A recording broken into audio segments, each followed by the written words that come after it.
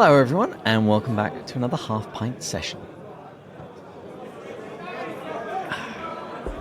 Today, we are joined by a friend of the show and a Patreon supporter, Matt Wheeler. Matt, welcome to the show. I'm glad to be here, David. I wasn't thinking of what I was sitting down for here. I thought you were the real thing, man. Actually, I could go over and get a Guinness, and then we could recut this beginning part. I have one in the fridge. I was thinking of when I would drink it next. So. It's okay. I actually have now. Work I kind of to want do to. Still. Okay. Anyway, all right.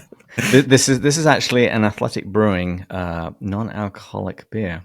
Oh, nice. This season, because we're having to record almost always Friday mornings, we can't drink alcohol unless it's going to lead to a really fun day. And so this season we're really digging into the non-alcoholic options out there, and we've drunk everything from Best Day Brewing, and we're now starting our way through the Athletic Brewing, and they actually have a dark beer as well, which is, I'm going to say, rather nice. I mean, it looks like a Guinness. I mean, maybe without the foamy head, but yeah, not bad at all. Anywho, I know who you are. Anybody who listened or watched the C.S. Lewis Reading Day live streams should know who you are. But for people who have missed all that, who are you? So, my name is Matt Wheeler. As you said, I live in Lancaster County, Pennsylvania, and with my wife and our teenage son. And I'm a native of Northern Indiana. I'm a singer and a songwriter. I lead worship music. I write poems. I'm an associate registrar with a local college as well. So, those are things that take up a lot of my my time. And I particularly like writing songs based on classic works of literature, which is why, again, people who tuned in or anyone who maybe already does know my work or looked up my name probably also found a song called Erebus that is inspired by the horse and his boy. And so I find that I write best with a prompt. And one of those prompts recently was when you all backed me on Kickstarter when my album Hard History of Love was being crowdfunded, and y'all generously chipped in and at the custom song level. And I was like, what would you like? And you were like, I want a song that is like describes what it'd be like to have a pint with C.S. Lewis and the Inklings. And I was like, all right, let's do this. So that's what we got. Yeah, there are so many podcasts out there, but very few that actually have a theme tune. And so I just have it ready now on my phone for whenever I walk into a room, so I can just play it as I'm coming in, kind of like a professional wrestler from the 80s. Yeah, your was it walk up music or something like that? Baseball has that too. So. But yeah, no, we got you to do that, and it's been a lot of fun. You played it live on the C.S. Lewis Reading Day, and it will become a standard part of our intro starting next season. I like to try and keep the seasons standardized and not change too much in the middle, so that'll be kicking in next season when we should be starting Surprised by Joy, which is appropriate enough because that's one of the lyrics in there. There's a number of Lewis titles and sayings quite by design. And some blatant pandering to Andrew to make sure that he likes it. That's another point. Let's backtrack first of all. So it wasn't out of nowhere that I invited you to write us a C.S. Lewis related song. Mind just filling in your background with you and Jack? Sure, absolutely. So the earliest I can remember anything from C.S. Lewis was, as with many people, the Chronicles of Narnia. And like I told on C.S. Lewis Reading Day, but it's true. It's like my fourth grade teacher, Mrs. Mishler, is probably mostly to credit. She used to read to our class regularly and all kinds of stuff. I remember Old Testament stories like Elijah versus the prophets of Baal, which may or may not be suitable for fourth graders, but it's in the Bible. So some pretty wild stuff there, those sorts of things. But yeah, I remember the Chronicles of Narnia and specifically the horse and his boy, for whatever reason, is the one that really stuck out. It might be because she did a good job of saying Bree's full name, which is Bree Hee Henny Brinny Hui Ha. But Bree doesn't expect Shasta to be able to handle that as a human, if you must. He's called me Bree. And that's one that stuck out in my memory. And then I would say I came back to Lewis it was probably in high school. I remember I read Mere Christianity. It must have been for a book report or something like that. But it was like groundbreaking, like expanding my my mind and the depth of thought about theology, particularly about like how God is outside of time. And like it's such a wonderfully reasoned argument, like throughout, all the way from, obviously, Mere Christianity. I recently reread the book along with season 1 of Pints with Jack, the ironing board days, I think, for you guys. And, I feel like there are things I picked out now that I wouldn't have then. And of course, getting to read it with you guys is like a book club. So of course I became aware of outside of Narnia things. And I guess other times that he popped up was, I remember a few times reading through, A Year with C.S. Lewis. It's a devotional that has, like 1-page snippets from all kinds of parts of his work, from like Screwtape Letters and Miracles and Mere Christianity and a lot of other things. Might even have some Narnia in there. Anyway, that was just really rich. And then, when my wife and I were dating, my wife Charity, and I were dating, when we'd be on long drives, we'd read to each other. And, we read all the way through the Chronicles of Narnia, certainly, through a number of them. So it's kind of popping up, and I've always had an appreciation, when I was making my album Wonder of It All, which released in 21. I was looking for particular, like that was I'd made some songs that were based on classic works like The Little Man in the Sea or Les Mis, but my friend Chris Hoisington, who is with Old Bear Records, Old Bear Studio in Western New York, we talked about like what a recording project together might look like, and he quickly picked up on the fact that I really enjoy interacting with audiences and songs based on these classic stories, because it's like these, like translating these great works into like adapting them into a form that a language I speak, and in a short form people can enjoy, maybe be pointed toward digging into these works a little bit more. So when I was choosing what I thought the whole album might be based on, Watership Down, which is wonderful, but one of the songs is depressing. Yeah, well, I mean, it's a kind of heavy book, but I think that makes, like the redemption at the end that much better. So, for kids, book, it's kind of scary. They showed that movie to us when I was in, like, I think must have been about 7-8 years old. Scarred me for life. Oh yeah, I've heard people. Yeah, like things I've never seen that still, and so I've only just read the book. So there's a lot of blood. Let's just say that. Right, and I didn't never come to it until I was a good bit older. Like, I don't know, it was somewhere in the last 10 years or so I read it for the first time. Anyway, so yeah, and so The Horse and His Boy, when I was thinking like there should be a Narnia book in here, that was the one I went to. And actually, so bringing it to almost current, I guess it would have been late 21 or in 22. I did a session for an online conference called Field Moot, sort of a unofficial DIY offshoot of Hutchmoot Homebound. And I did a session called, I think the first one was called Lewis, Tolkien, and Berry in Song. And a friend of mine, Michael Logsden, who I know is a listener as well. So hi, Michael. Michael told me about this podcast called Pints with Jack that I ought to check out. I think he said something like, man, I bet those guys would like to have you on there. And I didn't get ahead of myself with that, but I think you all had followed me on Instagram about the same time. I didn't know what it was. It was that event. I'm pretty sure it was. Oh, that makes a lot of sense. So you guys probably have your feelers up for anything that's, Lewis related, understandably. Mm-hmm. And, so I was going on a trip to North Carolina to the Guild conference around that time. And so I listened to the very first episode. And then also, what was then the most recent, which I think was the last episode of season 5. This was like November 22, I think. And so and I mean, like, there have been bits and pieces of Lewis all over the place in my life up to that point, but both you all, like, you encouraged me to, like, like, there are particular, kind of like with writing with the prompt, it's if there's like a specific reason why I should read a certain thing, like maybe catching up with a certain person, or like it's a friend of mine who's even like written a book or something like that, it's like oh, like, it just gives me a good reason to. So I never read any of the letters.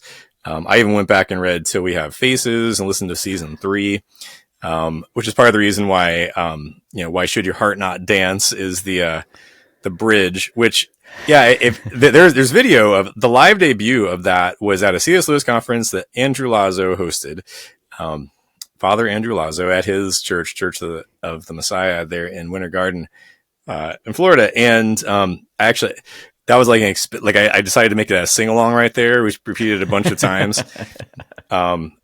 Pandering maybe, but it was also a lot of fun. But it also gave me a chance. Like, I wasn't sure what else from, like, that feel like the best thing from Till We Have Faces to bring in.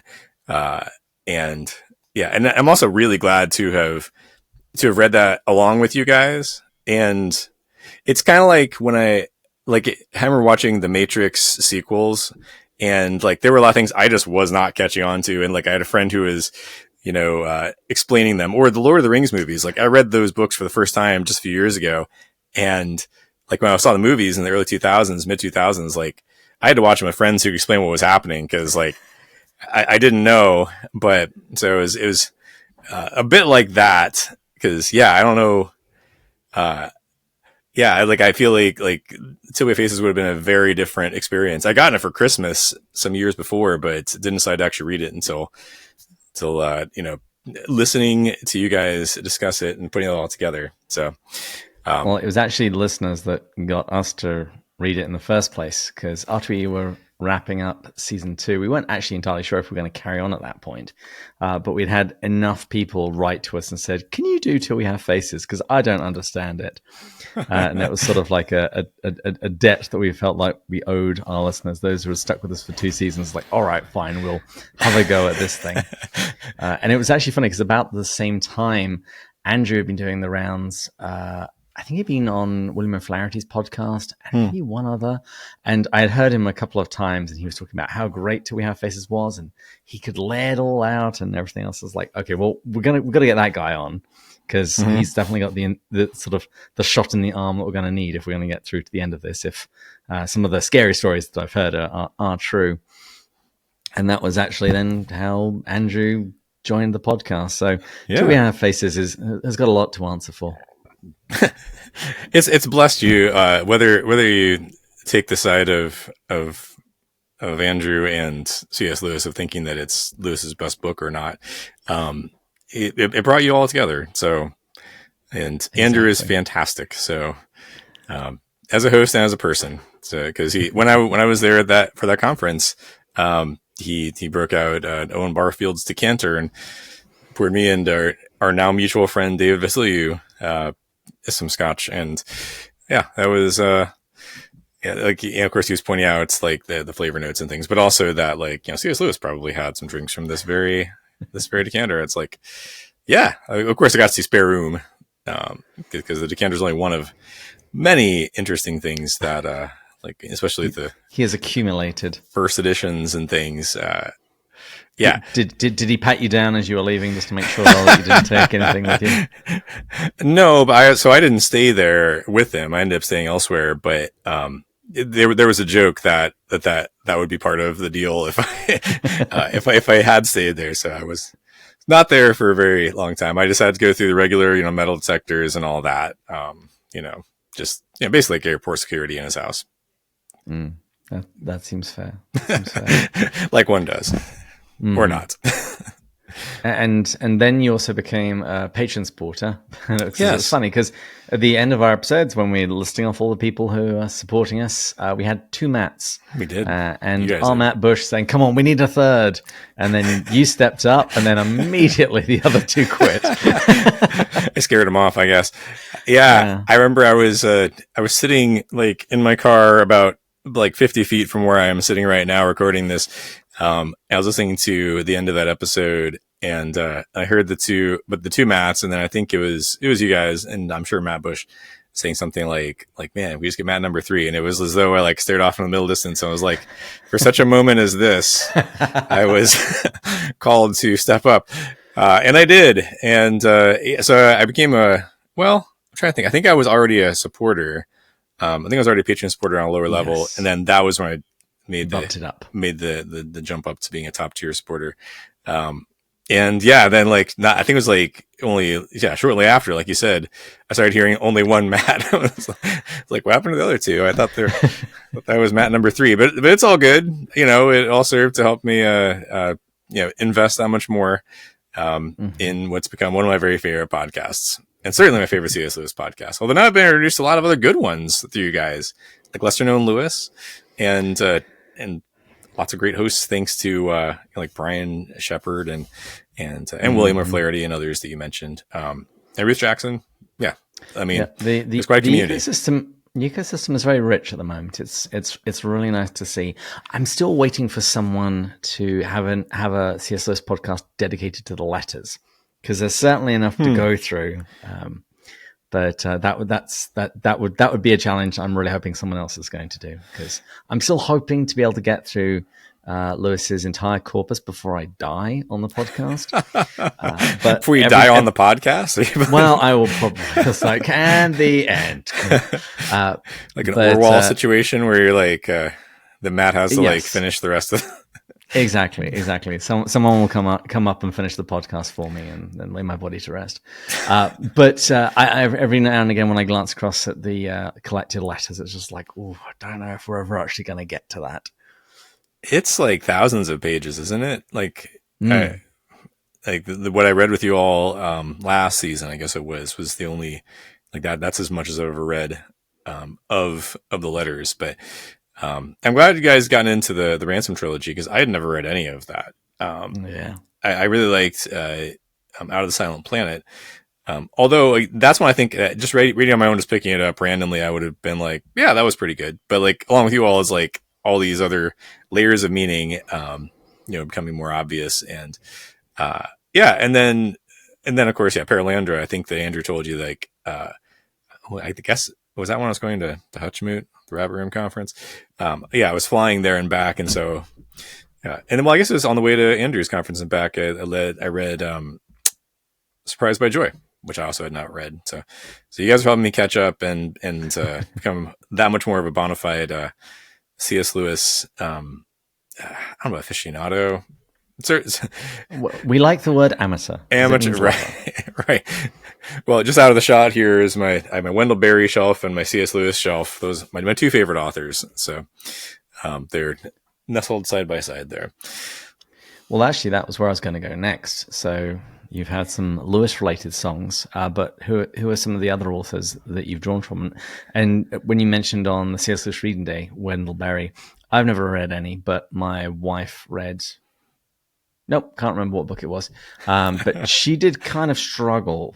So would you mind just telling us a little bit about Wendell Berry and any other authors that have inspired some songs? Yeah, so here's the thing. This is not quite Lewisian, although there are some similarities. It's widely acknowledged that Jayber Crow is his best novel. It's his longest novel, too. I actually think it was Jayber Crow that my wife read. Right. Yeah. And I don't recommend that as far as the place to start. It's kind of like, it's a bit like, if you gave Till We Have Faces to, this is where I was drawing the Lewisian comparison. Like, if you give Till We Have Faces to a person to start with Lewis, even if you agree with Lewis about it being his best book, like, I don't know if Lewis himself would have suggested that as the place to start to read him.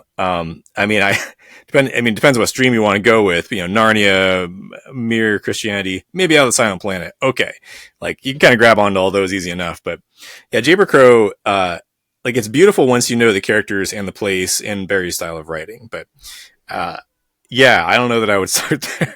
But to back up a second, then, so Wendell Berry is he's still around. He's 90 years old. He lives in Kentucky, where he is originally from. He's Henry County, Kentucky. He's an author of fiction. as well as poems and essays that might sound familiar to another author that you may know the work of. Um, and so what's interesting is, so Barry, like he was educated, out in, I'm trying to think of which school, maybe Stanford. He did a fellowship with them. Anyway, so he was like out in California. He was in New York, if I have this right. Like he was starting his career as an author there, but he just felt like he and his wife, like they were like, I guess, fairly newly married, and they decided they just wanted to move back home. And people were like, "You're going to throw away your literary career doing this." And instead, he wrote his first novel. I guess the first novel was Nathan Coulter in 1960, and he's still writing, particularly the fiction stories, but each of those, like he's doing Sabbath poems still, and essays also. But I mean, it's a bit like, as far as recommendations, as far as what people should start with. I mean, there's so, there's all those different streams you could start from. It's like, what kind of literature do you enjoy? If someone's like nonfiction, I might say, maybe you want to start with like The Art of Loading Brush or something like that. But yeah, what he's best known for though is his Port William fiction. So it's, so Port William is a fictionalized version of the real, very, very small town of Port Royal, Kentucky.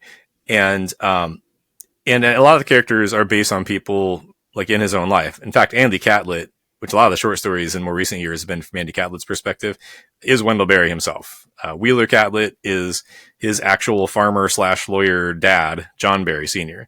Henry Catlett is his brother, William Berry Jr. And other people are like kind of amalgams of other people. Anyway, so he started with the 1960 book, Nathan Coulter. And I mean, the most recent Port William stories, I think he even has published a few that aren't like in book form, like in various like periodicals, as recently as like the last year or two.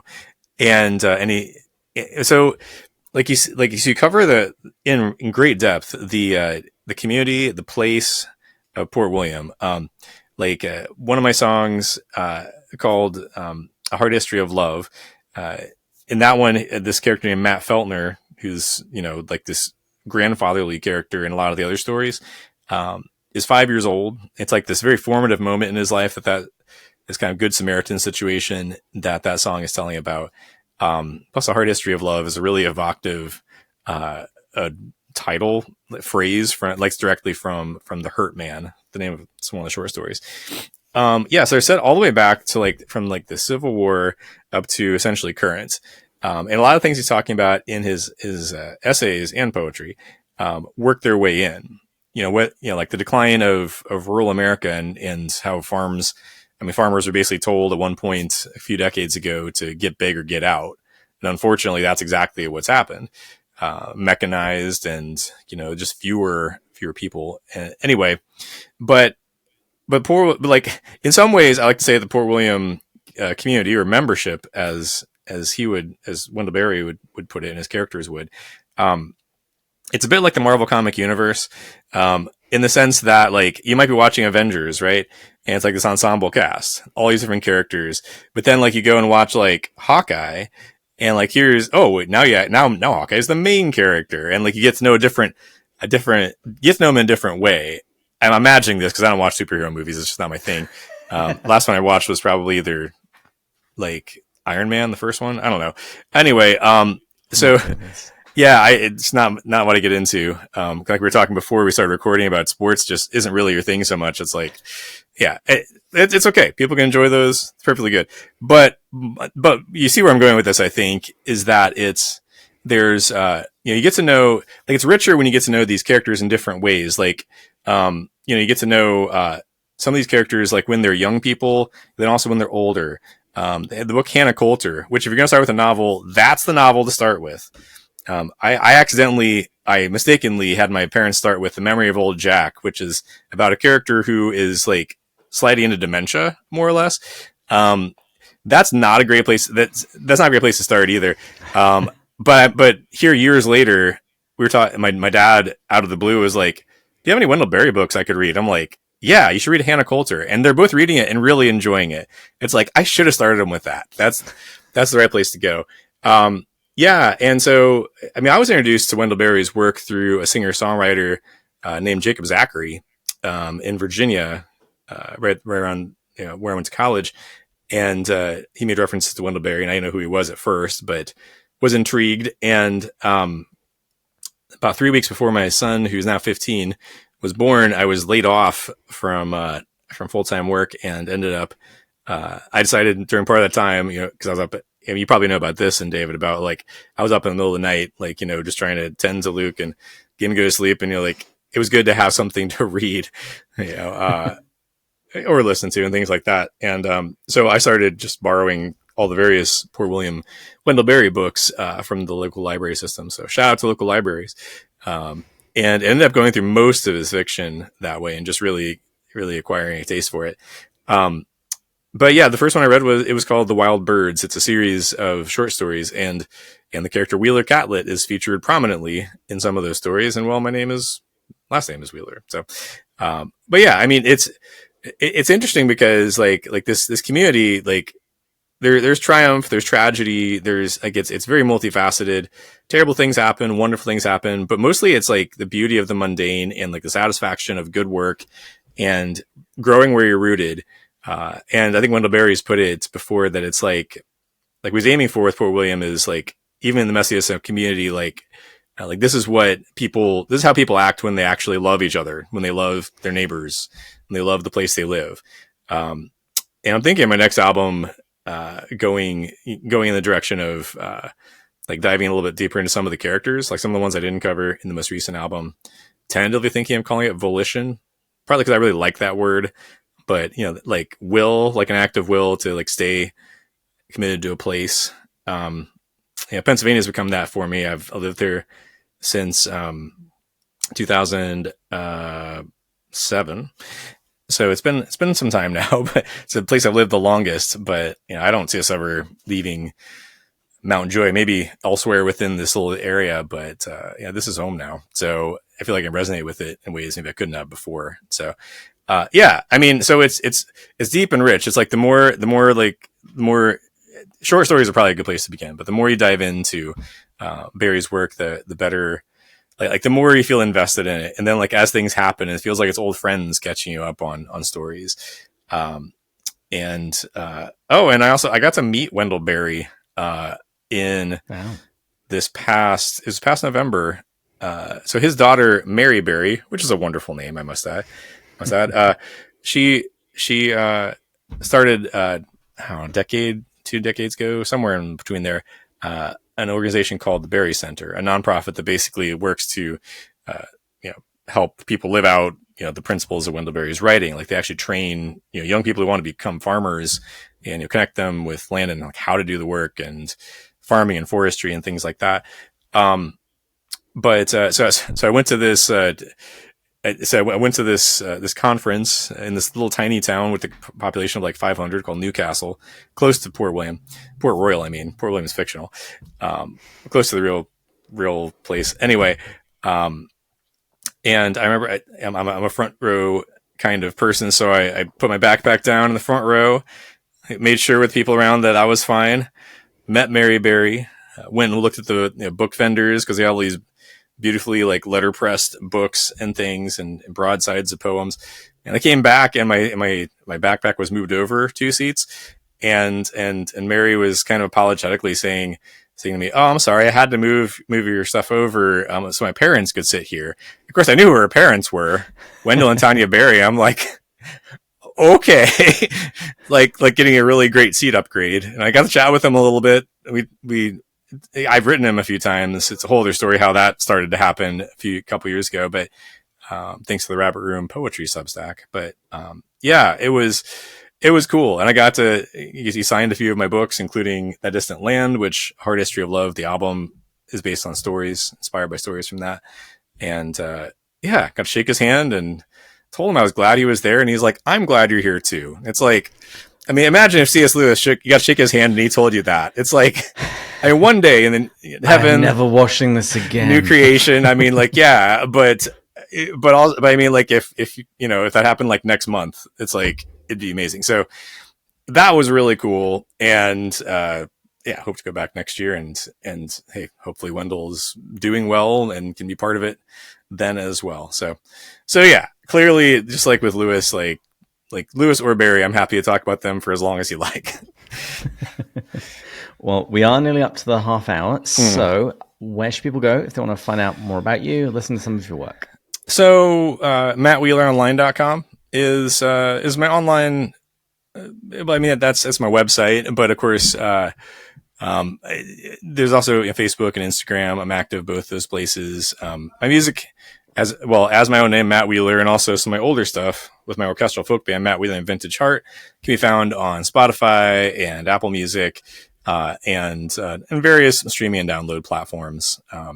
And there's even Wonder of It All, which has Erebus on it, is even on vinyl LP. So fellow record collectors, if you go to mattwheeleronline.com and go to the merch page, you can locate that for yourself. So it has a Narnian horse right there in the center, complete with the N with the compass, like the map directions, N for North and N for Narnia. So it's Narnia and the North, as it's put in The Horse and His Boy. Wonderful. Matt Wheeler, thanks for coming on the show. It was a pleasure. Thanks for having me, David. And all of you watching, please join us again next time when we'll continue going further up and further in. Further in. Cheers.